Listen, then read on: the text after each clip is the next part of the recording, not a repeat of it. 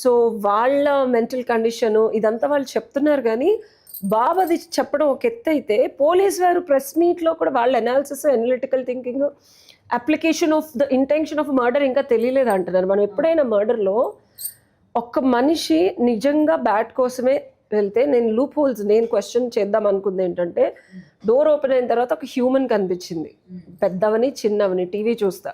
నువ్వు బ్యాట్ దొంగతనం కోసం వెళ్ళాడని ఒక పర్స్పెక్టివ్ అయితే, డబ్బులేవో ఉన్నాయి వాళ్ళ స్థితి గతిని బట్టి ఇంట్లో 80,000 పెట్టుకొని ఉండదు.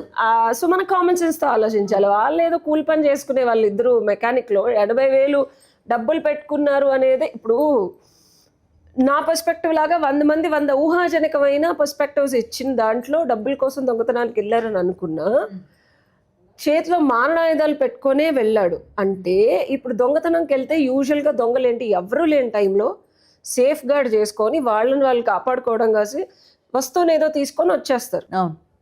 When there is an intention of doing only theft, okay, అది థెఫ్ట్ గురించి వెళ్ళినప్పుడు ఒకళ్ళని సడన్ గా చూసారనుకో, గజ దొంగలు కూడా అరే మనకి ఎందుకు వచ్చింది రా భయ, మనుషులు ఉన్నారు వాళ్ళని చంపేసి దొంగతనం చేద్దాము 80,000 కోసం అని అయితే అనుకోరు.